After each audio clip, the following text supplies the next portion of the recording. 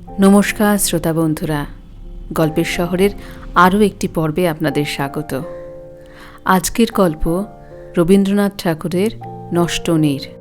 বিভিন্ন চরিত্র এবং তাদের মনের সূক্ষ্ম গতি নিয়ে এই নষ্ট নীর।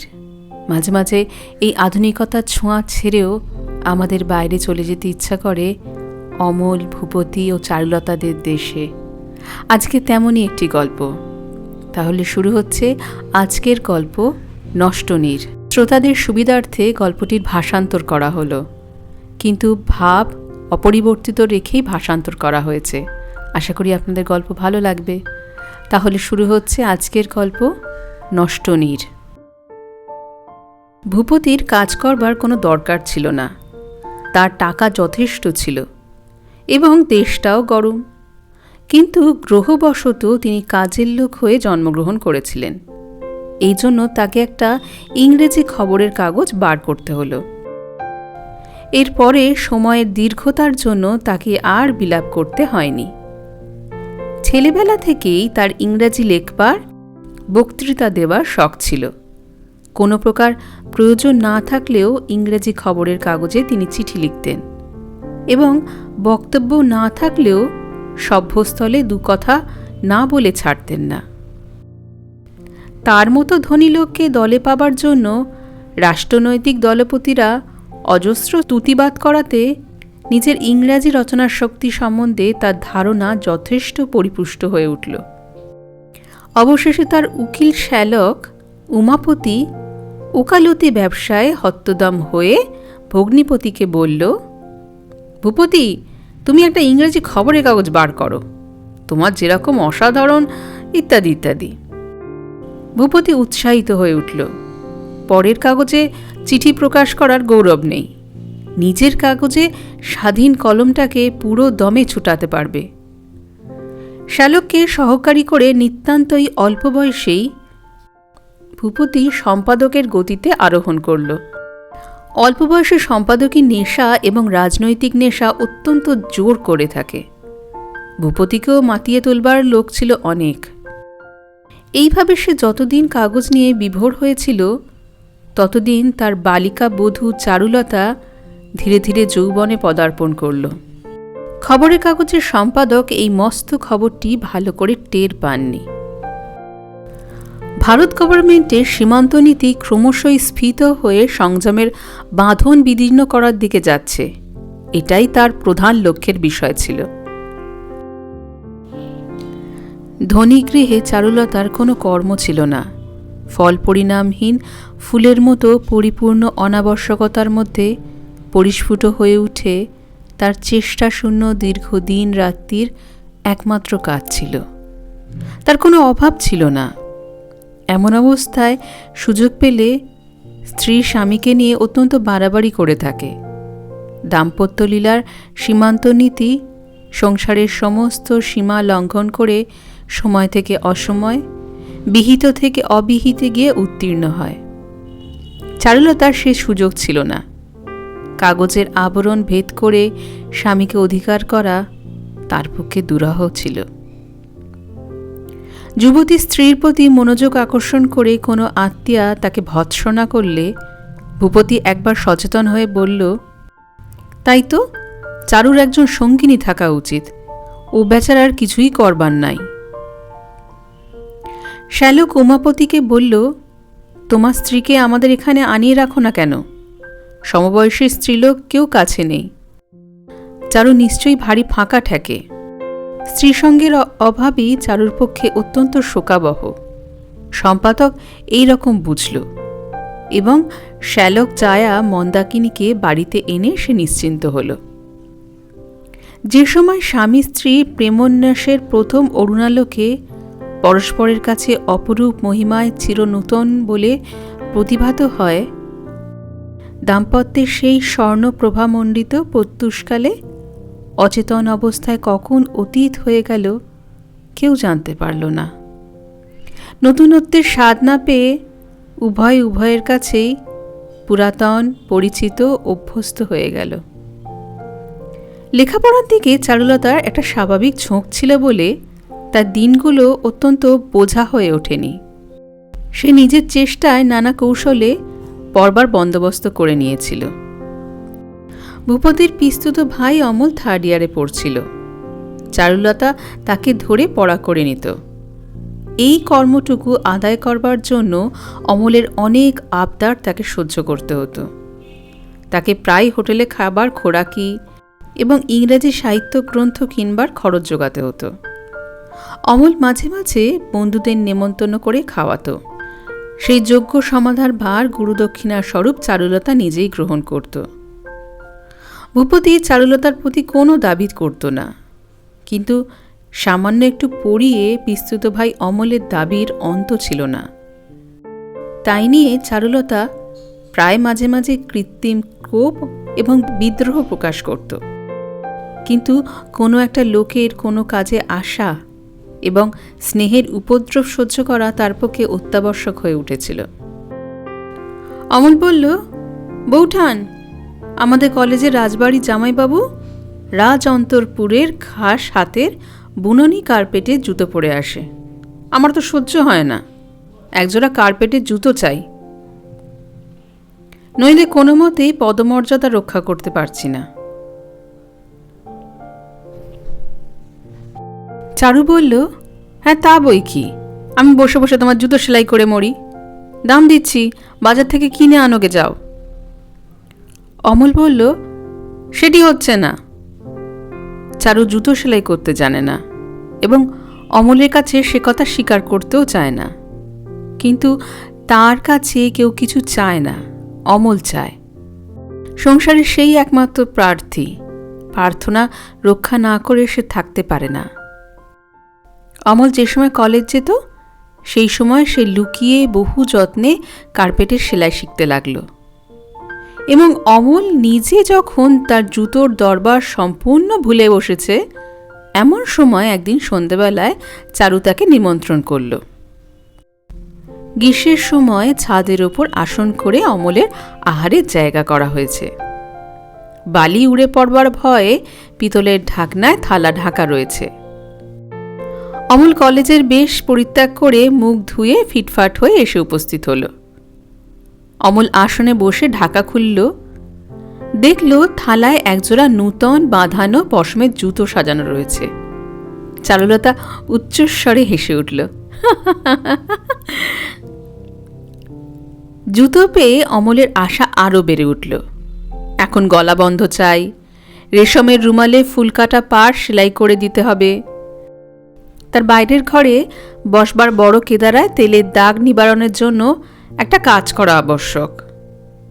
প্রত্যেকবারই চারুলতা আপত্তি প্রকাশ করে ঝগড়া করে এবং প্রত্যেকবারই বহু যত্নে ও স্নেহে শৌখিন অমলের শখ মিটিয়ে দেয়।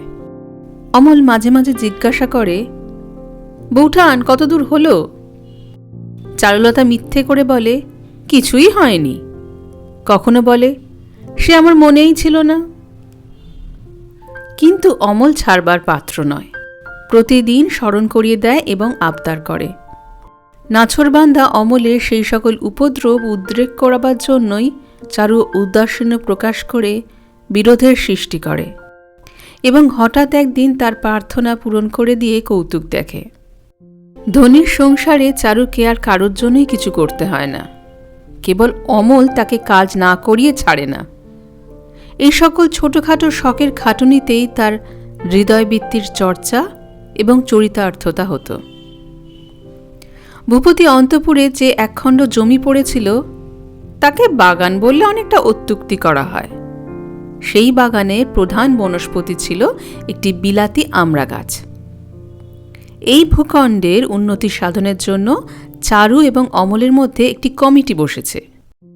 উভয়ে মিলে কিছুদিন হতে ছবি এঁকে প্ল্যান করে মহা উৎসাহে এই জমিটার উপর একটা বাগানের কল্পনা ফলাও করে তুলেছে। অমল বলল, বৌঠান, আমাদের এই বাগানে সেকালের রাজকন্যার মতো তোমাকে নিজের হাতে গাছে জল দিতে হবে। চারু বলল, আর ওই পশ্চিমের কোণটাতে একটা কুঁড়ে তৈরি করে নিতে হবে, হরিণের বাচ্চা থাকবে। অমল বলল, আর একটা ছোটখাটো ঝিলের মতো করতে হবে, তাতে হাঁস চড়বে। চারু সেই প্রস্তাবে উৎসাহিত হয়ে বলল, আর তাতে নীলপদ্ম দেব। আমার অনেক দিন থেকে নীলপদ্ম দেখবার স্বাদ আছে। অমল বলল, সেই ঝিলের ওপর একটি সাঁকো বেঁধে দেওয়া যাবে, আর ঘাটে একটা বেশ ছোট ডিঙি থাকবে। চারু বলল, ঘাট অবশ্য সাদা মার্বেলের হবে। অমল পেন্সিল কাগজ নিয়ে রুল কেটে কম্পাস ধরে মহা আড়ম্বরে বাগানের একটা ম্যাপ আঁকল। উভয় মিলে দিনে দিনে কল্পনার সংশোধন পরিবর্তন করতে করতে 20-25 খানা নতুন ম্যাপ আঁকা হলো। ম্যাপ খাড়া হলে কত খরচ হতে পারে তার একটা এস্টিমেট তৈরি হতে লাগলো। প্রথমে সংকল্প ছিল চারুর নিজের বরাদ্দ মাসোহারা থেকে ক্রমে ক্রমে বাগান করে তুলবে। ভূপতি তো বাড়িতে কোথায় কি হচ্ছে তা চেয়েও দেখে না। বাগান তৈরি হলে তাকে সেখানে নিমন্ত্রণ করে আশ্চর্য করে দেবে। সে মনে করবে আলাদিনের প্রদীপের সাহায্যে জাপান দেশ থেকে একটা আস্ত বাগান তুলে আনা হয়েছে। কিন্তু এস্টিমেট যথেষ্ট কম করে ধরলেও চারুর সঙ্গতিতে কুলালো না। অমল তখন পুনরায় ম্যাপ পরিবর্তন করতে বসল। বলল, তাহলে বৌঠান ওই ঝিলটা বাদ দেওয়া যাক। চারু বলল, না না, ঝিল বাদ দিলে কিছুতেই চলবে না, ওতে আমার নীলপদ্ম থাকবে। অমল বলল, তোমার হরিণের ঘরে টালির ছাদ নাই দিলে? ওটা এমনি একটা সাদাসিধে খোড়ো চাল করলেই হবে। চারু অত্যন্ত রাগ করে বলল, তাহলে আমার ও ঘরে দরকার নেই, ও থাক। মরিশাস থেকে লবঙ্গ, কর্ণাট থেকে চন্দন, সিংহল থেকে দারচিনির চারা আনবার প্রস্তাব ছিল। অমল তার পরিবর্তে মানিকতলা হতে সাধারণ দিশি ও বিলেতি গাছের নাম করতেই চারু মুখ ভার করে বসল। বলল, তাহলে আমার বাগানে কাজ নেই। এস্টিমেট কমাবার এরূপ প্রথা নয়। এস্টিমেটের সঙ্গে সঙ্গে কল্পনাকে খর্ব করা চারুর পক্ষে অসাধ্য, এবং অমল মুখে যাই বলুক মনে মনে তারও সেটা রুচিকর নয়। অমল বলল, তবে বৌঠান তুমি দাদার কাছে বাগানের কথাটা পারো, তিনি নিশ্চয়ই টাকা দেবেন। চারু বলল, না, তাকে বললে মজা কি হলো? আমরা দুজনে বাগান তৈরি করব। তিনি তো সাহেব বাড়িতে ফরমাস দিয়ে ইডেন গার্ডেন বানিয়ে দিতে পারেন। তাহলে আমাদের প্ল্যানের কি হবে? আমরা গাছের ছায়ায় বসে চারু এবং অমল অসাধ্য সংকল্পের কল্পনাসুখ বিস্তার করছিল। চারুর ভাজ মন্দা দোতলা থেকে ডাকে বলল, এত বেলায় বাগানে তোরা কি করছিস রে? চারু বলল, পাকা আমরা খুঁজছি। লুব্ধা মন্দা বলল, পাঁচ যদি আমার জন্য আনিস। চারু হাসল, অমলও হাসল। তাদের সমস্ত সংকল্পগুলির প্রধান সুখ এবং গৌরব এই ছিল যে সেগুলি তাদের দুজনের মধ্যেই আবদ্ধ। মন্দার আর যা কিছু গুণ থাক, কল্পনা ছিল না। সে এই সকল প্রস্তাবের রস গ্রহণ করবে কি করে? সে এই দুই সভ্যের সকল প্রকার কমিটি থেকে একেবারে বর্জিত। অসাধ্য বাগানের এস্টিমেটও কমল না, কল্পনাও কোনো অংশে হার মানতে চাইল না। সুতরাং আমরাতলার কমিটি এইভাবেই কিছুদিন চলল। বাগানে যেখানে ঝিল হবে, যেখানে হরিণের ঘর হবে, যেখানে পাথরের বেদি হবে, অমল সেখানে চিহ্ন কেটে রাখল। তাদের সংকল্পিত বাগানে এই আমরাতলার চারদিক কিভাবে বাঁধাতে হবে, অমল একটা ছোট কোদাল নিয়ে তারই দাগ কাটছিল। এমন সময় চারুর গাছের ছায়ায় বসে বলল, অমল, তুমি যদি লিখতে পারতে তাহলে বেশ হতো। অমল জিজ্ঞাসা করল, কেন বেশ হতো? চারু বলল, তাহলে আমাদের এই বাগানের বর্ণনা করে তোমাকে একটা গল্প লেখাতুম। এই ঝিল, এই হরিণের ঘর, এই আমরাতলা সমস্তই তাতে থাকত। আমরা দুজনে ছাড়া কেউ বুঝতে পারত না, বেশ মজা হতো। অমল, তুমি একবার লেখবার চেষ্টা করে দেখো না, তুমি নিশ্চয়ই পারবে। অমল বলল, আচ্ছা, লিখতে পারি, তো আমাকে কি দেবে?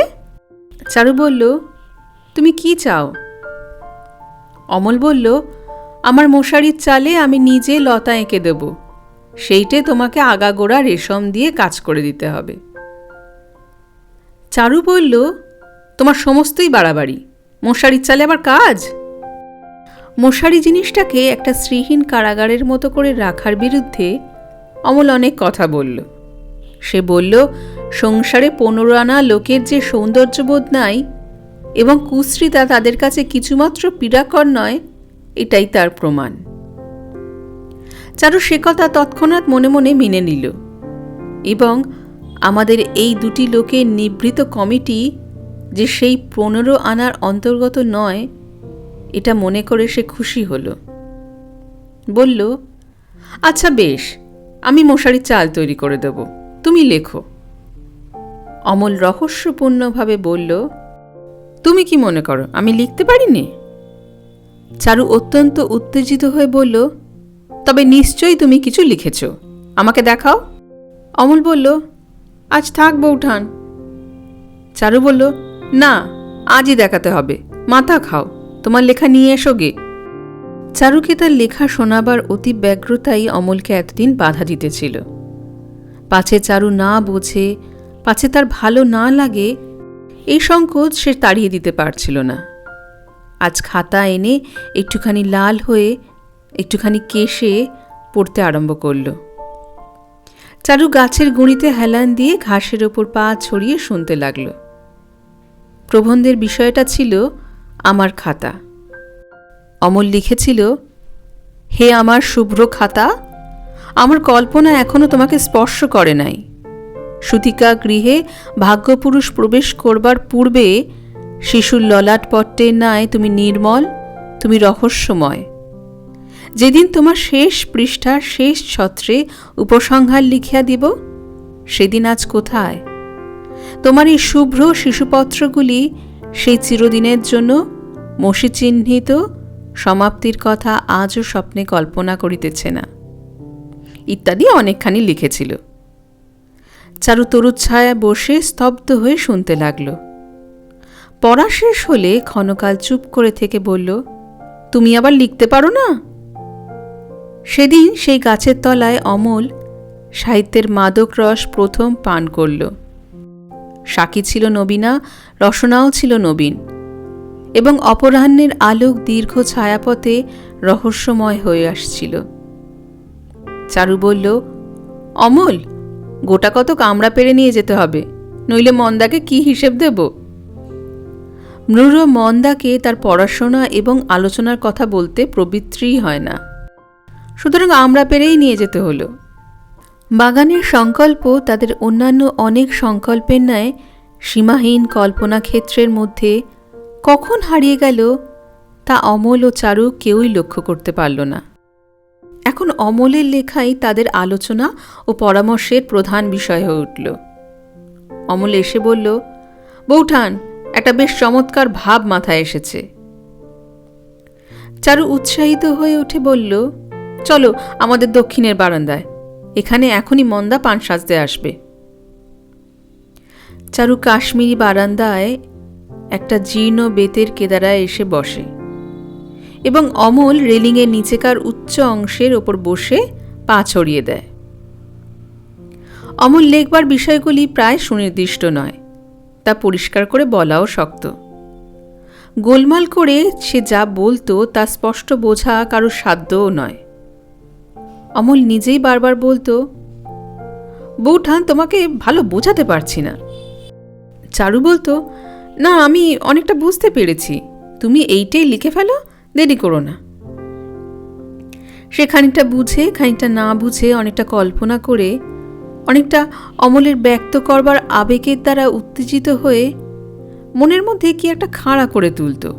তাতে সে সুখ পেত এবং আগ্রহে অধীর হয়ে উঠত। চারু সেদিনই বিকেলে জিজ্ঞাসা করত, কতটা লেখা হলো? অমল বলতো, এরই মধ্যে কি লেখা যায়? চারু পরদিন সকালেই ঈষৎ কলহের স্বরে জিজ্ঞাসা করত, কই তুমি সেটা লিখলে না? অমল বলতো, রোসো, আর একটু ভাবি। চারু রাগ করে বলতো, তবে যাও। বিকেলে সেই রাগ ঘনীভূত হয়ে চারু যখন কথা বন্ধ করবার জো করত, তখন অমল লেখা কাগজের একটা অংশ রুমাল বার করবার ছলে পকেট থেকে একটুখানি বার করত। মুহূর্তে চারুর মৌন ভেঙে গিয়ে সে বলতো, ওই যে তুমি যে লিখেছ, আমাকে ফাঁকি দেখাও। অমল বলতো, এখনো শেষ হয়নি, আর একটু লিখে শোনাবো। চারু বলতো, না, এখনই শোনাতে হবে। অমল এখনই শোনাবার জন্য ব্যস্ত, কিন্তু চারুকে কিছুক্ষণ কাড়াকাড়ি না করিয়ে সে শোনাত না। তারপরে অমল কাগজখানি হাতে করে বসে প্রথমটা একটু পাতা ঠিক করে নিত, পেন্সিল দিয়ে দু এক জায়গায় দু একটা সংশোধন করতে থাকত। ততক্ষণ চারুর চিত্ত পুলকিত কৌতূহলে জলভারনত মেঘের মতো সে কাগজে কয়েকখানির দিকে ঝুঁকে থাকত। অমল দু চারটে প্যারাগ্রাফ যখন যা লেখে তার যতটুকুই হোক চারুকে সদ্য সদ্য শোনাতে হয়। বাকি অলিখিত অংশটুকু আলোচনা এবং কল্পনার উভয়ের মধ্যেই মথিত হতে থাকে। এতদিনে দুজনে আকাশ কুসুম চয়নে নিযুক্ত ছিল। এখন কাব্যকুসুমের চাষ আরম্ভ হয়ে উভয় আর সমস্তই ভুলিয়ে গেল। একদিন অপরাহ্নে অমল কলেজ থেকে ফিরলে তার পকেটটা কিছুটা অতিরিক্ত ভারী বলে মনে হলো। অমল যখন বাড়িতে প্রবেশ করল তখনই চারু অন্তরপুরের জানলা থেকে তার পকেটের পূর্ণতার প্রতি লক্ষ্য করেছিল। অমল অন্যদিন কলেজ থেকে ফিরে বাড়ির ভেতর আসতে দেরি করত না, কিন্তু আজ সে ভরা পকেট নিয়ে বাইরের ঘরে প্রবেশ করল। শীঘ্র আসার নামই করল না। চারু অন্তঃপুরের সীমান্ত দেশে এসে অনেকবার তালি দিল, কেউ শুনল না। চারু কিছুটা রাগ করে তার বারান্দায় মন্মথ দত্তের একটা বই হাতে করে পড়বার চেষ্টা করতে লাগল। মন্মথ দত্ত এক নতুন গ্রন্থকার। তার লেখার ধরন অনেকটা অমলেরই মতো। এই জন্য অমল তাকে কখনোই প্রশংসা করত না। মাঝে মাঝে চারুর কাছে তার লেখা বিকৃত উচ্চারণে পড়ে বিদ্রূপ করত। চারু অমলের কাছ থেকে সেই বই কেড়ে নিয়ে অবজ্ঞা ভরে দূরে ফেলে দিত। আজ যখন অমলের পায়ের শব্দ শুনতে পেল তখন সেই মন্মথ দত্তের কলকণ্ঠ নামে একটা বই মুখের কাছে তুলে ধরে চারু অত্যন্ত একাগ্রভাবে পড়তে আরম্ভ করল। অমল বারান্দায় প্রবেশ করল, চারু লক্ষ্যও করল না। অমল বলল, কি বৌঠান, কি পড়া হচ্ছে? চারুকে নিরুত্তর দেখে অমল চৌকির পিছনে এসে বইটা দেখল। বলল, মন্মথ দত্তের গলগণ্ড। চারু বলল, আহ, বিরক্ত করো না, আমাকে পড়তে দাও। পিঠের কাছে দাঁড়িয়ে অমল ব্যঙ্গস্বরে পড়তে লাগল। আমি তৃণ, আমি ক্ষুদ্র তৃণ, ভাই রক্তাম্বর বেশধারী অশোক, আমি তৃণ মাত্র। আমার ফুল নাই, আমার ছায়া নাই, আমার মস্তক, আমি আকাশ তুলতে পারি না। বসন্তের কোকিল আমায় আশ্রয় করে কুহুস্বরে জগৎ মাতায় না। তবু ভাই অশোক, তোমার ওই পুষ্পিত উচ্চ শাখা থেকে তুমি আমায় উপেক্ষা করো না। তোমার পায়ে পড়ে আছি, আমি তৃণ, তবু আমায় তুচ্ছ করো না।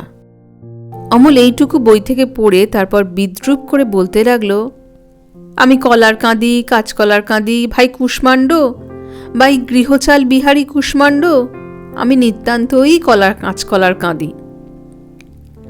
চারু কৌতূহলে তাড়নায় রাগ রাখিতে পারল না, হেসে উঠে বই ফেলে দিয়ে বলল, তুমি ভারী হিংসুটে, নিজের লেখা ছাড়া কিছু পছন্দ হয় না। অমল বলল, তোমার ভারী উদারতা, তৃণটি পেলেও গিলে খেতে চাও। চারু বলল, আচ্ছা মশাই, ঠাট্টা করতে হবে না, পকেটে কি আছে বের করে ফেলো। অমল বলল, কি আছে আন্দাজ করো। অনেকক্ষণ চারুকে বিরক্ত করে অমল পকেট থেকে সররূহ নামক এক বিখ্যাত মাসিক পত্রিকা পত্র বার করল। চারু দেখল কাগজে অমলের সেই খাতা নামক প্রবন্ধটি বার হয়েছে। চারু দেখে চুপ করে রইল। অমল মনে করেছিল তার বৌঠান খুব খুশি হবে, কিন্তু খুশির বিশেষ কোনো লক্ষণ না দেখে বলল, সররূহ পত্রে যে সে লেখা বের হয় না। অমল এটা বেশি কিছু বলল। যে কোনো প্রকার চলনসই লেখা পেলে সম্পাদক ছাড়েন না, কিন্তু অমল চারুকে বুঝিয়ে দিল সম্পাদক বড়ই কড়া লোক, 100 প্রবন্ধের মধ্যে একটা বেছে নেন। শুনে চারু খুশি হওয়ার চেষ্টা করতে লাগল, কিন্তু খুশি হতে পারল না। কিন্তু কিসে যে সে মনের মধ্যে আঘাত পেল তা বুঝে দেখবার চেষ্টা করল। কোনো সঙ্গত কারণ সে বার করতে পারল না। অমলের লেখা অমল এবং চারু দুজনেরই সম্পত্তি। অমল লেখক, চারু পাঠক।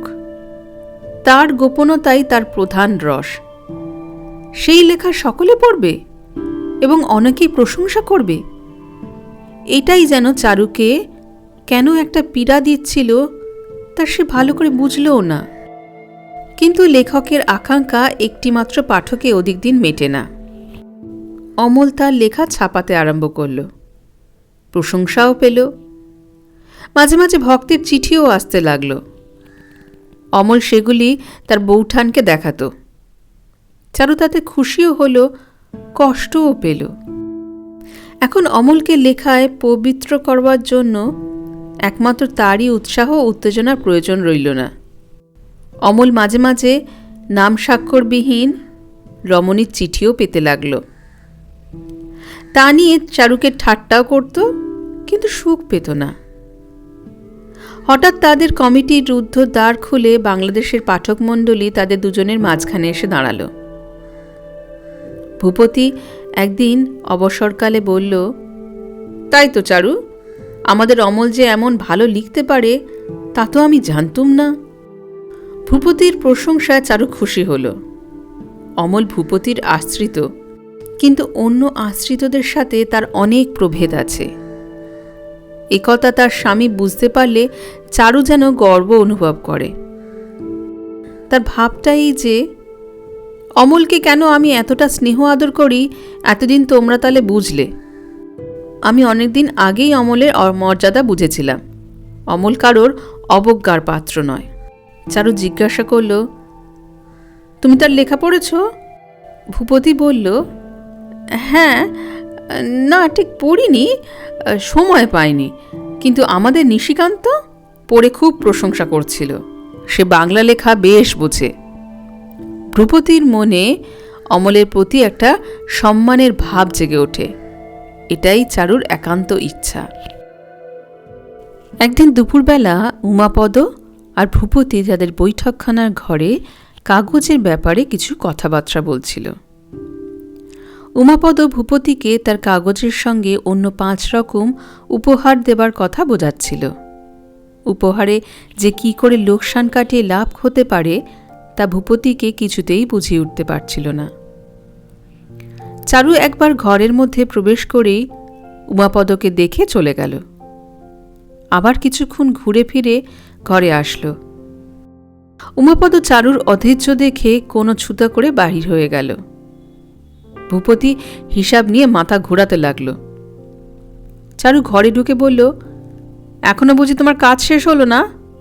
দিনরাত ওই একখানা কাগজ নিয়ে যে তোমার কি করে কাটে তাই আমি ভাবি। ভূপতি হিসাব সরিয়ে রেখে একটুখানি হাসল। মনে মনে ভাবল, বাস্তবিক চারুর প্রতি আমি মনোযোগ দেবার সময়ই পাই না, বড় অন্যায়। ও বেচারার পক্ষে সময় কাটাবার কিছুই নেই। ভূপতি স্নেহপূর্ণ স্বরে বলল, আজ যে তোমার পড়া নেই? মাস্টারটি বুঝি পালিয়েছেন? তোমার পাঠশালার সব উল্টো নিয়ম। ছাত্রীটি পুঁথিপত্র নিয়ে প্রস্তুত, মাস্টার পলাতক। আজকাল অমল তোমাকে আগের মতো নিয়মিত পড়ায় বলে তো বোধ হয় না। চারু বলল, আমাকে পড়িয়ে অমলের সময় নষ্ট করা কি উচিত? অমলকে বুঝি তুমি একটা সামান্য প্রাইভেট টিউটর পেয়েছ? ভূপতি চারুর কটিদেশ ধরে কাছে টেনে বলল, এটা কি সামান্য প্রাইভেট টিউটারই হলো? তোমার মতো বৌঠানকে যদি পড়াতে পেতুম তাহলে। চারু বলল, ইস, তুমি আর বলো না, স্বামী হয়ে রক্ষে নেই তো আরও কিছু। ভূপতি ঈষৎ একটু আহত হয়ে বলল, আচ্ছা, কাল থেকে আমি নিশ্চয়ই তোমাকে পড়াবো। তোমার বইগুলো আনো দেখি। তুমি কি পড়ো একবার দেখে নি। চারু বলল, ঢের হয়েছে, তোমাকে আর পড়াতে হবে না। এখনকার মতো তোমার খবরের কাগজে হিসেবটা একটু রাখবে? এখন আর কোনো দিকে মন দিতে পারবে কিনা বলো। ভূপতি বলল, নিশ্চয়ই পারব। এখন তুমি আমার মনকে যেদিকে ফেরাতে চাও সেই দিকেই ফিরবে। চারু বলল, আচ্ছা বেশ, তাহলে অমলের এই লেখাটা একবার পড়ে দেখো তো কেমন চমৎকার হয়েছে। সম্পাদক অমলকে লিখেছে এই লেখা পড়ে নবগোপালবাবু তাকে বাংলার রাস্কিন নাম দিয়েছেন। শুনে ভূপতি কিছু সংকুচিতভাবে কাগজখানা হাতে নিয়ে খুলে দেখল লেখাটির নাম আষাঢ়ের চাঁদ। গত 2 সপ্তাহ ধরে ভূপতি ভারত গভর্নমেন্টের বাজেট সমালোচনা নিয়ে বড় বড় অঙ্কপাত করছিল। সেই সকল অঙ্ক বহুপদ কীটের মতো তার মাথার মধ্যে নানা বিবরের মতো সঞ্চরণ করে ফিরছিল। এমন সময় বাংলা ভাষায় আষাঢ়ের চাঁদ প্রবন্ধ আগাগোড়া পড়বার জন্য তার মন প্রস্তুত ছিল না। প্রবন্ধটি নিতান্ত ছোটও নয়। লেখাটা এইভাবে শুরু হয়েছে, আজ কেন আষাঢ়ের চাঁদ সারা রাত মেঘের মধ্যে এমন করিয়া লুকিয়া বেড়াইতেছে, যেন স্বর্গলোক হইতে সে কি চুরি করিয়া আনিয়াছে, যেন তাহার কলঙ্ক ঢাকিবার স্থান নাই। ফাল্গুন মাসে যখন আকাশের একটি কোণেও মুষ্টি পরিমাণ মেঘ ছিল না, তখন তো জগতের চক্ষের সম্মুখে সে নির্লজ্জের মতো উন্মুক্ত আকাশে আপনাকে প্রকাশ করিয়াছিল। আজ আর তাহার সেই ঢলঢল হাসিখানি শিশুর স্বপ্নের মতো, প্রিয়া স্মৃতির মতো, সুরেশ্বরী শচীর অলোক বিলম্বিত মুক্তোর মালার মতো। ভূপতি মাথা চুলকে বলল, বেশ লিখেছে, কিন্তু আমাকে কেন? এসব কবিত্ব আমি কি বুঝি? চারু সংকুচিত হয়ে ভূপতির হাত থেকে কাগজখানা কেড়ে নিয়ে বলল, তুমি তবে কি বোঝো? ভূপতি বলল, আমি সংসারের লোক, আমি মানুষ বুঝি। চারু বলল, মানুষের কথা বুঝি সাহিত্যের মধ্যে লেখে না? ভূপতি বলল, ভুল লেখে। তাছাড়া মানুষ যখন সশরীরে বর্তমান, তখন বানানো কথার মধ্যে তাকে খুঁজে বেড়াবার কি দরকার? এই বলে চারুলতার চিবুক ধরে বলল, এই যেমন আমি তোমাকে বুঝি, কিন্তু সেই জন্য কি মেঘনাদ বধ, কবিকঙ্কন চণ্ডী আগাগোড়া পড়ার দরকার আছে? ভূপতি কাব্য বোঝে না বলে অহংকার করত।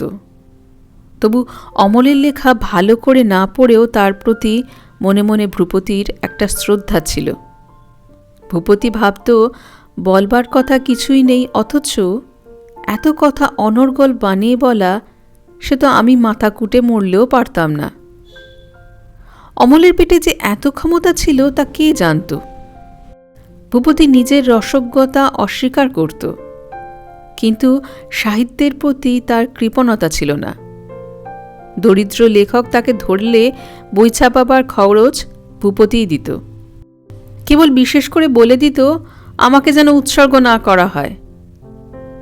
বাংলায় ছোট বড় সমস্ত সাপ্তাহিক এবং মাসিক পত্র, খ্যাত অখ্যাত, পাঠ্য অপাঠ্য সমস্ত বই সে কিনত।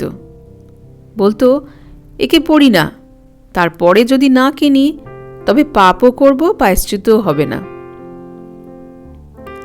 পড়তো না বলেই মন্দেও বইয়ের প্রতি তার লেশমাত্র বিদ্বেষ ছিল না। সেই জন্য তার বাংলা লাইব্রেরি গ্রন্থে পরিপূর্ণ ছিল।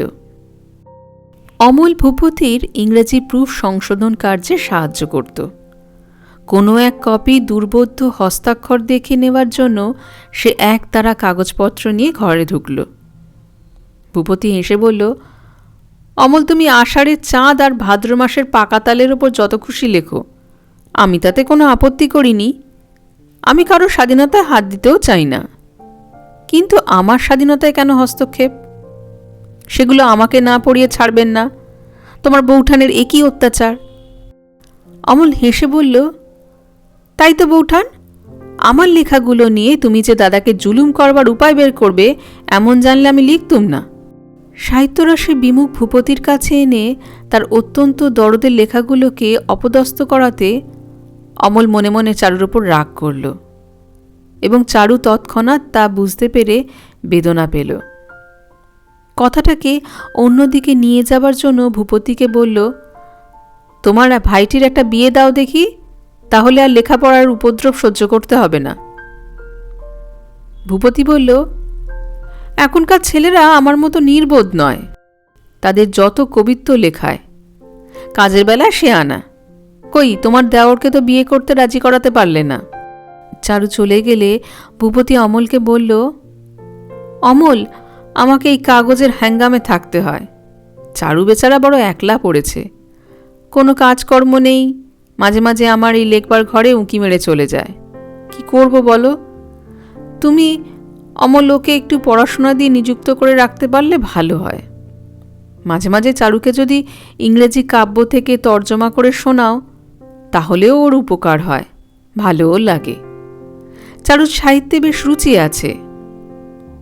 অমল বলল, তা আছে, বৌঠান যদি আর একটু পড়াশোনা করেন তাহলে আমার বিশ্বাস উনি নিজেই বেশ ভালো লিখতে পারবেন।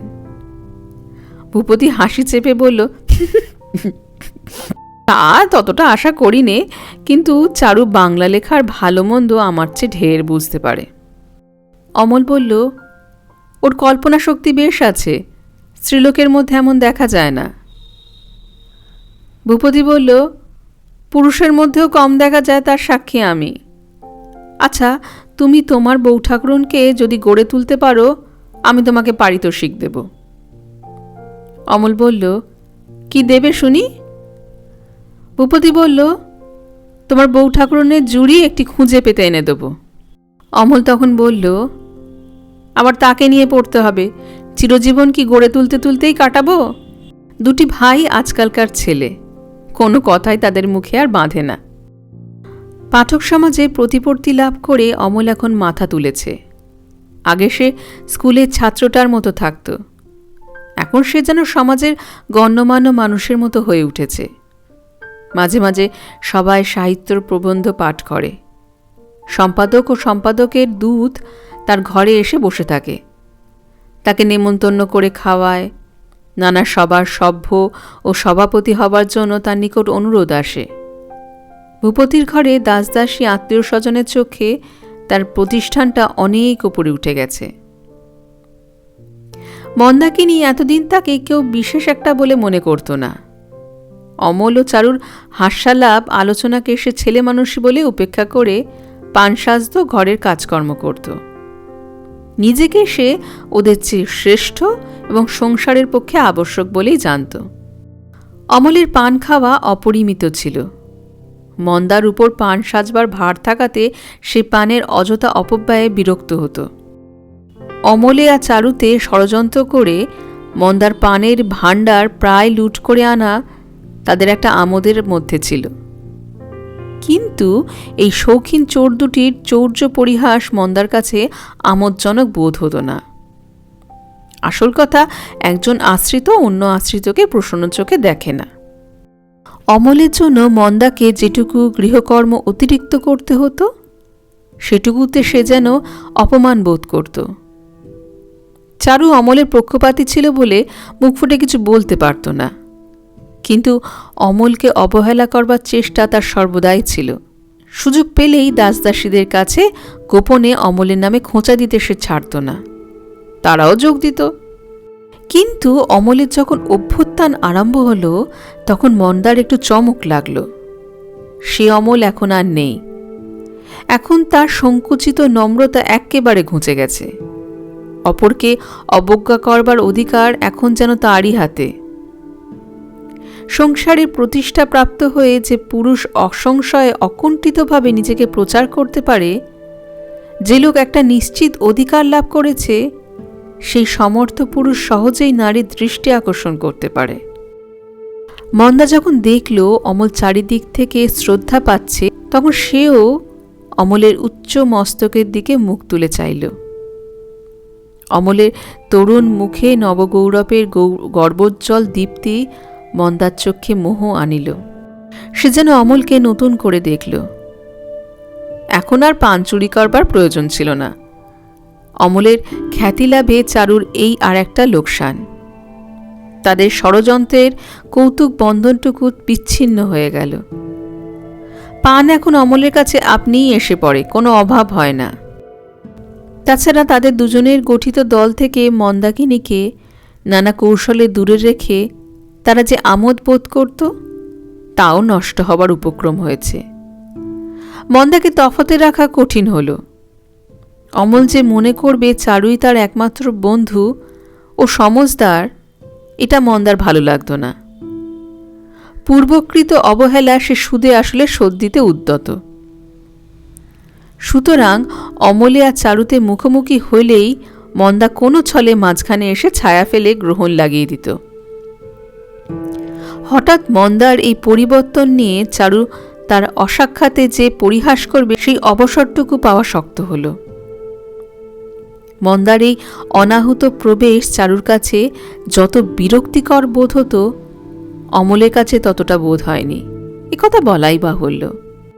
বিমুখ রমণীর মন ক্রমশ তার দিকে যে ফিরছে, এটা ভেতরে ভেতরে সে একটা আগ্রহ অনুভব করত। কিন্তু চারু যখন দূর থেকে মন্দাকে দেখে তীব্র মৃদুস্বরে বলতো, ওই আসছেন, তখন অমলে বলতো, তাই তো, জ্বালালে দেখছি। পৃথিবীর অন্য সকল সঙ্গের প্রতি অসহিষ্ণুতা প্রকাশ করা তাদের একটা দস্তুর ছিল। অমল সেটা হঠাৎ কি বলে ছাড়ে? অবশেষে মন্দাকিনীর নিকটবর্তিনী হলে অমল যেন বলপূর্বক সৌজন্য করে বলতো, তারপরে মন্দা বৌঠান, আজ তোমার পানের বাটায় বাটপাড়ির লক্ষণ কিছু দেখলে? মন্দা বলল, যখন চাইলেই পাও ভাই, তখন চুরি করার দরকার কি? অমল বলল, চেয়ে পাওয়ার চেয়ে তাতে সুখ বেশি। মন্দা বলল, তোমরা কি পড়ছিলে, পড়ো না ভাই, থামলে কেন? পড়া শুনতে আমারও বেশ লাগে। ইতিপূর্বে পাঠানুরাগের জন্য খ্যাতি অর্জন করতে মন্দার কিছুমাত্র চেষ্টা দেখা যায়নি, কিন্তু কালোহি বলবত্তর। চারুর ইচ্ছা নয় অরসিকা মন্দার কাছে অমল পড়ে, অমলের ইচ্ছা মন্দাও তার লেখা শোনে। চারু বলল, অমল কমলাকান্তের দপ্তরে সমালোচনা লিখে এনেছে, সে কি তোমার? মন্দা বলল, হলে মিমুক্ষু, তবু শুনলে কি একেবারে বুঝতে পারিনে? তখন আর একদিনের কথা অমলের মনে পড়ল। চারুতে মন্দাতে বিনতি খেলছে, সে তার লেখা হাতে করে খেলার সভায় প্রবেশ করল। চারুকে শোনাবার জন্য সে অধীর, খেলা বাংছে না দেখে সে বিরক্ত। অবশেষে বলে উঠল, তোমরা তবে খেলো বৌঠান, আমি অখিলবাবুকে লেখাটা শুনিয়ে আসিগে।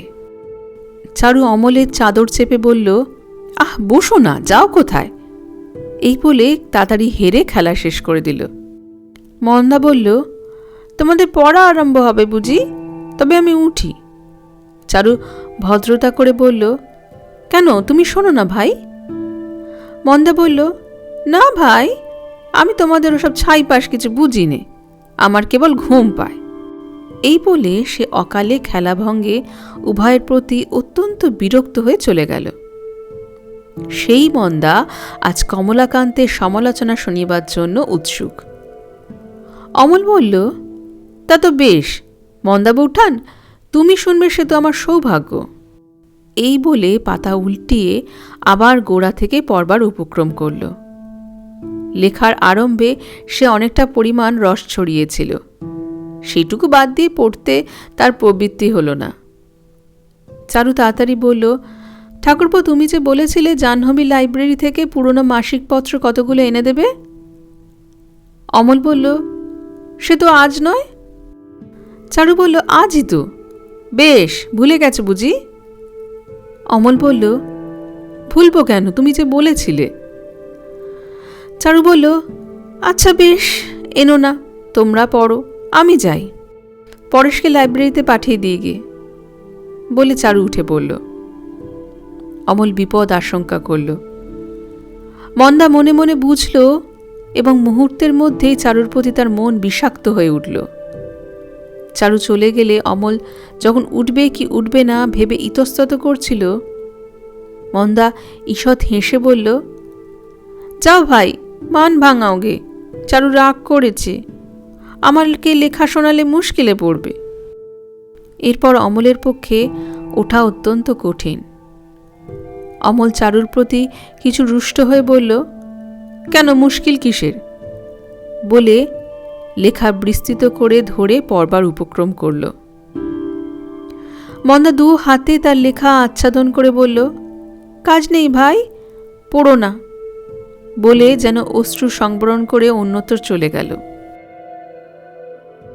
চারু নিমন্ত্রণে গিয়েছিল। মন্দা ঘরে বসে চুলের দড়ি বিনুগ্নি করছিল। বৌঠান বলে অমল হঠাৎ ঘরের মধ্যে প্রবেশ করল। মন্দা নিশ্চয়ই জানত যে চারুর নিমন্ত্রণে যাওয়ার সংবাদ অমলের অগোচর ছিল না। হেসে বলল, আহা অমল বাবু, কাকে খুঁজতে এসে কার দেখা পেলে? এমনি তোমার অদৃষ্ট। অমল বলল, বাঁ দিকের বিচালিও যেমন, ডান দিকের বিচালিও ঠিক তেমনি, গর্ধবের পক্ষে দুই সমান আদরের, বলে সেখানেই বসে পড়ল। অমল বলল, মন্দা বৌঠান, তোমাদের দেশের গল্প বলো, আমি শুনি। লেখার বিষয় সংগ্রহ করবার জন্য অমল সকলের সব কথা কৌতূহলের সাথে শুনত। সেই কারণে মন্দাকে সে এখন আগের মতো সম্পূর্ণ উপেক্ষা করত না। মন্দার মনস্তত্ত্ব, মন্দার ইতিহাস এখন তার কাছে ঔৎসুকজনক। কোথায় তার জন্মভূমি, তাদের গ্রামটি কিরূপ, ছেলেবেলা কেমন করে কাটত, বিবাহ হলো কবে, ইত্যাদি সকল কথাই সে খুঁটিয়ে খুঁটিয়ে জিজ্ঞাসা করতে লাগল। মন্দার ক্ষুদ্র জীবন বৃত্তান্ত সম্বন্ধে এত কৌতূহল কেউ কখনো প্রকাশ করেনি। মন্দা আনন্দে নিজের কথা বলে যেতে লাগল। মাঝে মাঝে বলল, কি বলছি তার ঠিক নেই। অমল উৎসাহ দিয়ে বলল, না না, আমার বেশ লাগছে, বলে যাও। মন্দার বাপের বাড়ির এক কানা গোমস্তা ছিল। সে তার দ্বিতীয় পক্ষের স্ত্রীর সঙ্গে ঝগড়া করে একদিন অভিমানে অনশনব্রত গ্রহণ করত। অবশেষে ক্ষুধার জ্বালায় মন্দাদের বাড়িতে কিভাবে গোপনে আহার করতে আসত এবং দৈবাত একদিন স্ত্রীর কাছে ধরা পড়েছিল, সেই গল্প যখন হচ্ছে এবং অমল মনোযোগের সাথে শুনতে শুনতে সকৌতুকে হাসছে, এমন সময় চারু ঘরের মধ্যে প্রবেশ করল। গল্পের সূত্র ছিন্ন হয়ে গেল। তার আগমনে হঠাৎ একটা জমার সভা ভেঙে গেল। চারু সেটা স্পষ্ট বুঝতে পারল। অমল জিজ্ঞাসা করল, বৌঠান, এত সকাল সকাল ফিরলে যে? চারু বলল, তাই তো দেখছি, বেশি সকাল সকালই ফিরেছি, বলে চলে যাবার উপক্রম করল। অমল বলল, ভালোই করেছ, বাঁচুইছ আমাকে। আমি ভাবছিলাম কখন না জানি ফিরবে। মন্মথ দত্তের সন্ধ্যের পাখি বলে নতুন বইটা তোমাকে পড়ে শোনাবো বলে এনেছি। চারু বলল, এখন থাক, আমার কাজ আছে। অমল বলল, কাজ থাকে তো আমাকে হুকুম করো, আমি করে দিচ্ছি। চারু জানত যে অমল আজ বই কিনে তাকে শোনাতে আসবে। চারুর ঈর্ষা জন্মাবার জন্যই মন্মথের লেখার প্রচুর প্রশংসা করবে। অমল সেই বইটাকে বিকৃত করে পড়ে বিদ্রূপ করতে থাকবে। এই সকল কল্পনা করেই অধৈর্যবশত সে অকালে নিমন্ত্রণ গৃহের সমস্ত অনুনয় বিনয় লঙ্ঘন করে অসুখের ছুতায় গৃহে চলে এসেছে। এখন বারবার মনে করছে, সেখানেই ছিলাম ভালো, চলে আসা অন্যায় হয়েছে। মন্দাও তো কম বেহায়া নয়, একলা অমলের সাথে এক ঘরে বসে দাঁত বাইর করছে, হাসছে। লোকে দেখলে কি বলবে? কিন্তু এই সমস্ত নিয়ে মন্দাকে ভৎসনা করা চারুর পক্ষে বড় কঠিন। কারণ মন্দা যদি তার দৃষ্টান্তের উল্লেখ করে জবাব দেয়, কিন্তু সে হলো এক আর এ হলো আর এক। সে অমলকে রচনায় উৎসাহ দেয়, অমলের সঙ্গে সাহিত্য রচনা করে, কিন্তু মন্দার সে তো উদ্দেশ্য আদপেই নয়। মন্দা নিঃসন্দেহে সরল যুবককে মুগ্ধ করবার জন্য জাল বিস্তার করছে। এই ভয়ঙ্কর বিপদ থেকে বেচারা অমলকে রক্ষা করাই কর্তব্য। অমলকে এই মায়াবিনীর মতলব কেমন করে বোঝাবে?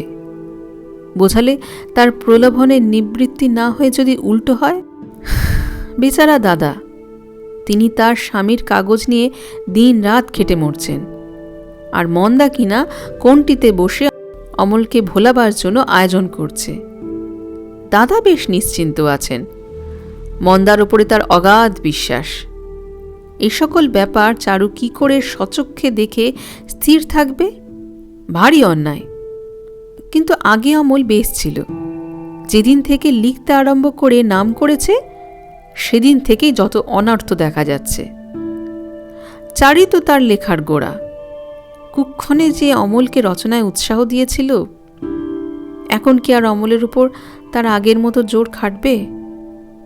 এখন অমল 5 জনের আদরের স্বাদ পেয়েছে, অতএব একজনকে বাদ দিলে তার আর কিছু যায় আসে না।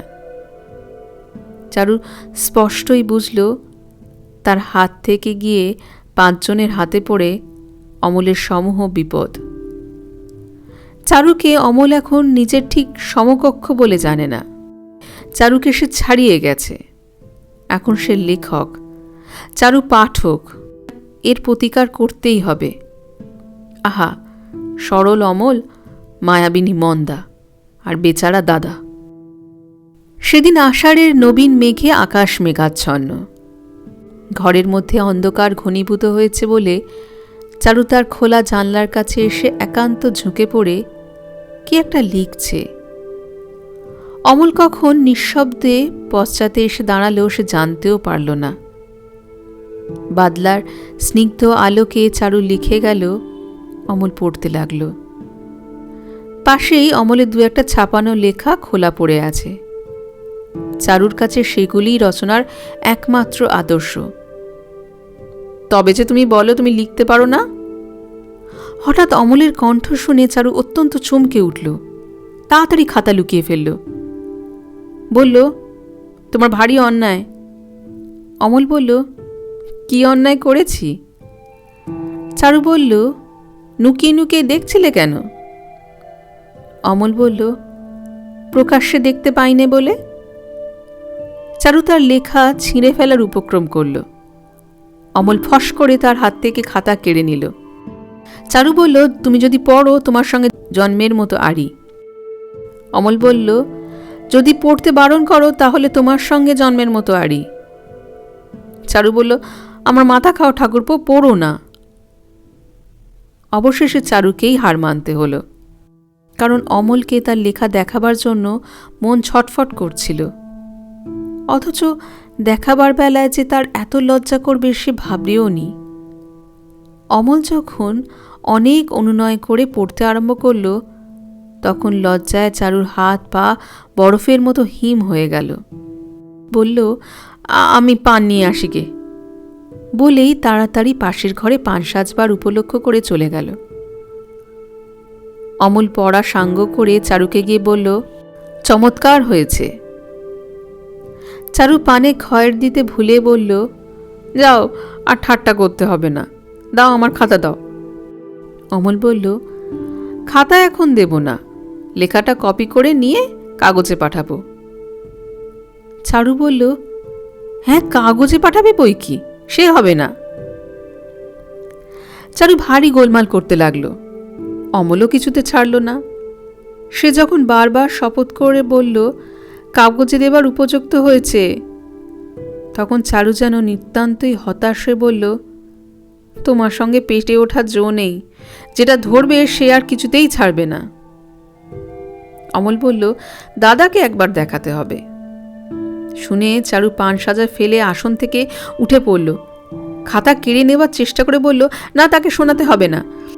তাকে যদি আমার লেখার কথা বলো তাহলে আমি আর 1 অক্ষরও লিখব না। অমর বলল, বৌঠান, তুমি ভারী ভুল বুঝছো। দাদা মুখে যাই বলুন, তোমার লেখা দেখলে সে খুব খুশি হবেন। চারু বলল, তা হোক, আমার খুশিতে কাজ নেই। চারু প্রতিজ্ঞা করে বসেছিল সে লিখবে, অমলকে আশ্চর্য করে দেবে। মন্দার সাথে তার যে অনেক প্রভেদ একথা প্রমাণ না করে সে ছাড়বে না। এ কয়দিন সে বিস্তর লিখে সে ছিঁড়ে ফেলেছে। যা লিখতে যায় তা নিতান্ত অমলের লেখার মতো হয়ে ওঠে। মেলাতে গিয়ে দেখে এক একটা অংশ অমলের রচনার প্রায় অবিকল হয়ে গেছে। সেগুলি ভালো, বাকিগুলি কাঁচা। দেখলে অমল নিশ্চয়ই মনে মনে হাসবে। এর কল্পনা করে চারু সে সকল লেখা কুটি কুটি করে ছিঁড়ে পুকুরের মধ্যে ফেলে দিয়েছে। পাছে তার এক খণ্ড দৈবাত অমলের হাতে এসে পড়ে। প্রথমে সে লিখেছিল শ্রাবণের মেঘ। মনে করেছিল ভাবাশ্রু জলে অভিষিক্ত খুব একটা নতুন লেখা লিখেছে। হঠাৎ চেতনা পেয়ে দেখল জিনিসটা অমলের আষাঢ়ের চাঁদের এপিট ওপিট মাত্র।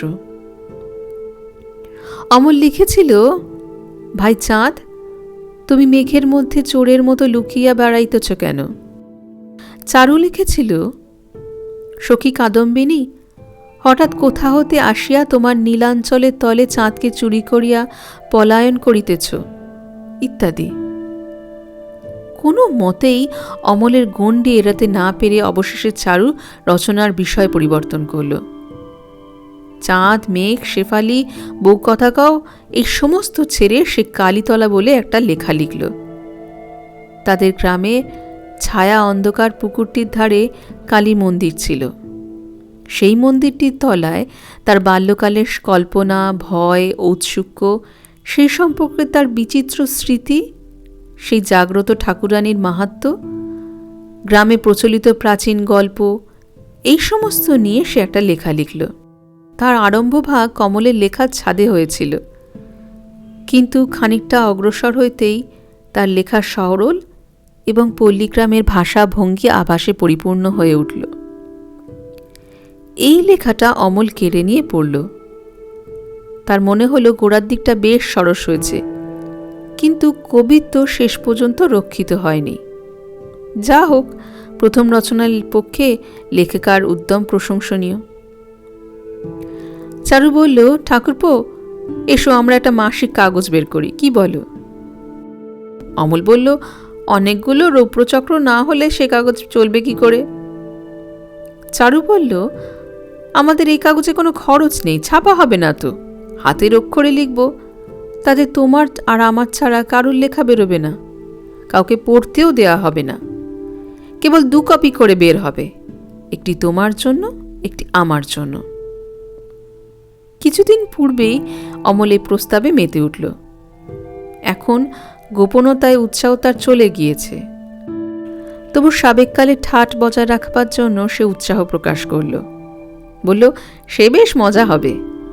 চারু বলল, কিন্তু প্রতিজ্ঞা করতে হবে আমাদের কাগজ ছাড়া আর কোথাও তুমি লেখা বের করতে পারবে না। অমল বলল, তাহলে সম্পাদকরা যে মেরেই ফেলবে।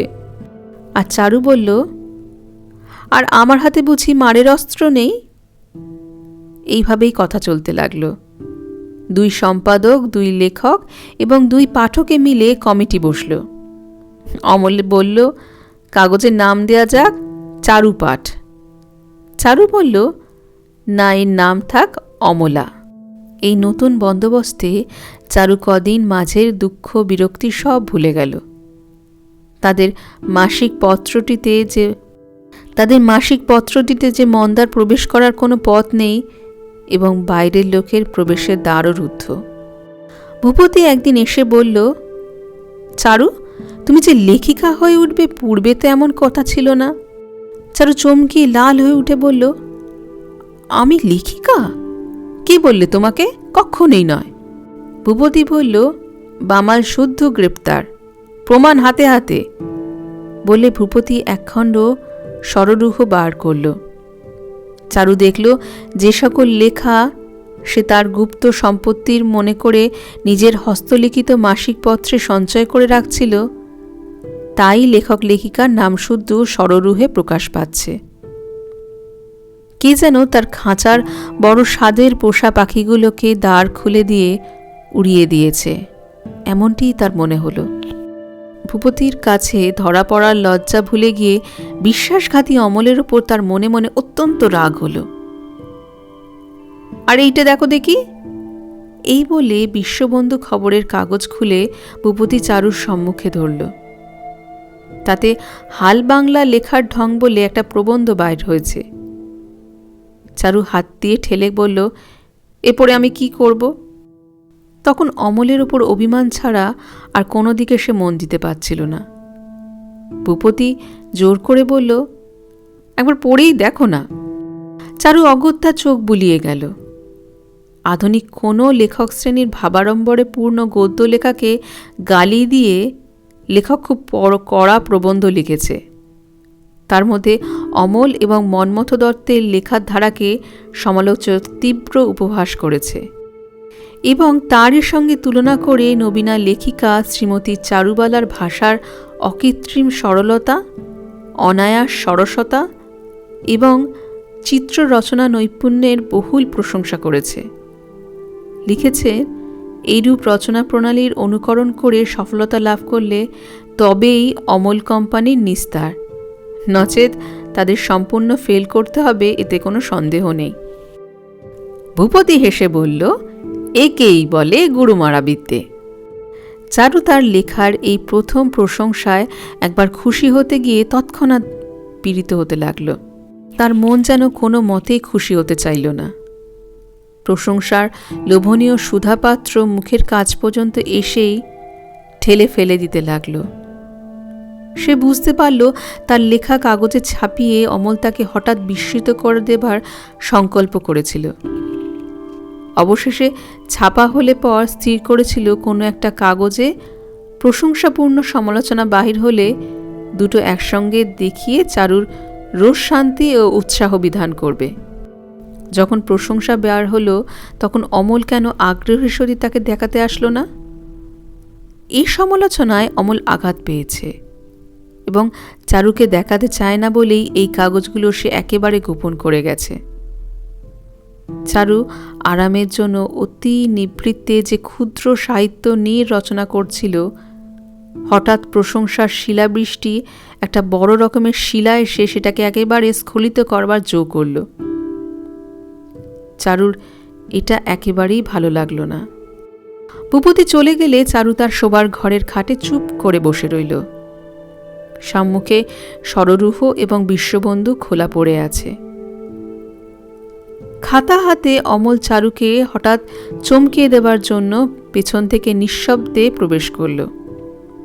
কাছে এসে দেখল বিশ্ববন্ধুর সমালোচনা খুলে চারু নিমগ্ন চিত্রে বসে আছে। পুনরায় সে নিঃশব্দ প্রায় বাইর হয়ে গেল। আমাকে গালি দিয়ে চারুর লেখাকে প্রশংসা করেছে বলে আনন্দে চারুর আর চৈতন্য নেই। মুহূর্তের মধ্যে তার সমস্ত চিত্ত যেন তিক্ত স্বাদ হয়ে উঠল। চারু যে মূর্খের সমালোচনা পড়ে নিজেকে আপন গুরুর চেয়ে মস্ত মনে করেছে, এটা নিশ্চয়ই স্থির করে অমল চারুর উপর ভারী রাগ করল। চারুর উচিত ছিল কাগজখানা টুকরো টুকরো করে ছিঁড়ে আগুনে ছাই করে পুড়িয়ে ফেলা। চারুর উপর রাগ করে অমল মন্দার ঘরের দ্বারে নিঃশব্দে ডাকল, মন্দা বৌঠান। মন্দা বলল, এসো ভাই এসো, না চাইতে যে দেখা পেলুম, আজ আমার কি ভাগ্যি। অমল বলল, আমার নতুন লেখা দু একটা শুনবে? মন্দা বলল, কতদিন থেকে শোনাবো শোনাবো করে আশা দিয়ে রেখেছ, কিন্তু শোনাও তো না। কাজ নেই ভাই, আবার কে কোন দিক থেকে এসে রাগ করে বসলে তুমিই বিপদে পড়বে, আমার কি। অমল কিছু তীব্র স্বরে বলল, রাগ করবেন কে, আর কেনই বা রাগ করবেন? আচ্ছা সে দেখা যাবে, তুমি এখনই শোনো তো। মন্দা যেন অত্যন্ত আগ্রহে তাড়াতাড়ি সংযত হয়ে বসল। অমল সুর করে সমারোহের সহিত পড়তে লাগল। অমলের লেখা মন্দার পক্ষে নিতান্তই বিদেশি। তার মধ্যে কোথাও সে কোনো কিনারা দেখতে পায় না। সেজন্যই সমস্ত মুখে আনন্দের হাসি এনে অতিরিক্ত ব্যগ্রতার ভাবে সে শুনতে লাগল। উৎসাহে অমলের কণ্ঠ উত্তরোত্তর উচ্চ হয়ে উঠল। সে পড়ছিল, অভিমন্যু যেমন গর্ভবাসকালে কেবল বুঝে প্রবেশ করতে শিখেছিল, বুঝ হতে নির্গমনের পথ শেখে নাই, নদীর স্রোত সেইরূপ গিরিদড়ির পাষাণ জঠরের মধ্যে থেকে কেবল সম্মুখেই চল শিখিয়াছিল, পশ্চাতে ফিরিতে শেখে নাই। হায় নদীর স্রোত, হায় যৌবন, হায় কাল, হায় সংসার, তোমরা কেবল সম্মুখেই চলিতে পারো, যে পথে স্মৃতির স্বর্ণমণ্ডিত উপলখণ্ড ছড়াইয়া আসো, সে পথে আর কোনোদিনও ফিরিয়া যাও না। মানুষের মনই কেবল পশ্চাতের দিকে চায়, অনন্ত জগৎ সংসার সেদিকে ফিরিয়াও তাকায় না। এমন সময় মন্দার দ্বারের কাছে একটি ছায়া পড়ল। সে ছায়া মন্দা দেখতে পেল, কিন্তু যেন দেখেনি এরূপ ভান করে অনিমেষ দৃষ্টিতে অমলের মুখের দিকে চেয়ে নিবিড় মনোযোগের সাথে পড়া শুনতে লাগল। ছায়া তৎক্ষণাৎ সরে গেল। চারু অপেক্ষা করেছিল অমল আসলে তার সম্মুখে বিশ্ববন্ধু কাগজটিকে যথোচিত লাঞ্ছিত করবে এবং প্রতিজ্ঞা ভঙ্গ করে তাদের লেখা মাসিক পত্রে বার করেছে বলে অমলকেও ভৎসনা করবে। অমলের আসবার সময় উত্তীর্ণ হয়ে গেল, তবুও তার দেখা নাই। চারু একটা লেখা ঠিক করে রেখেছে অমলকে শোনাবার ইচ্ছা, তাও পড়ে আছে। এমন সময় কোথা থেকে অমলের কণ্ঠস্বর শোনা যায়? এ যেন মন্দার ঘরে। শরবিদ্ধের মতো সে উঠে পড়ল। পায়ে শব্দ না করে সে দ্বারের কাছে এসে দাঁড়াল। অমল যে লেখা মন্দাকে শোনাচ্ছে এখনো চারু তা শোনেনি। অমল পড়ছিল, মানুষের মনই কেবল পশ্চাতের দিকে চায়, অনন্ত জগৎ সংসার সেদিকে ফিরিয়াও তাকায় না। চারু যেমন নিঃশব্দে এসেছিল তেমন নিঃশব্দে ফিরে যেতে পারল না। আজ পরপর 2-3টে আঘাত তাকে একেবারে ধৈর্যচ্যুত করে দিল। মন্দা যে এক বর্ণ বুঝছে না এবং অমল যে নিতান্ত নির্বোধ মূঢ়ের মতো তাকে পড়ে শুনিয়ে তৃপ্তি লাভ করছে, এই কথা তার চিৎকার করে বলে আসতে ইচ্ছা করল, কিন্তু না বলে সক্রোধ পদশব্দে তা প্রচার করে আসলো। শয়ন গৃহে প্রবেশ করে চারু সশব্দে দরজা বন্ধ করে দিল। অমল ক্ষণকালের জন্য পড়া ক্ষান্ত দিল। মন্দা হেসে চারুর উদ্দেশ্যে ইঙ্গিত করল। অমল মনে করল, বৌঠানের একই দৌরাত্ম্য। তিনি কি ঠিক করে রেখেছেন আমি তারই কৃতদাস? তাকে ছাড়া কাউকেই পড়া শোনাতে পারবো না। এ যে ভয়ানক জুলুম। এই ভেবে সে আরও উচ্চস্বরে মন্দাকে পড়ে শোনাতে লাগল। পড়া হয়ে গেলে চারুর ঘরের সামনে দিয়ে এসে চলে গেল। একবার চেয়ে দেখল ঘরের দরজা বন্ধ। চারুর পদশব্দে বুঝল অমল তার ঘরের সম্মুখ দিয়ে চলে গেল। একবার থামলও না। রাগে ক্ষোভে তার কান্না আসছিল।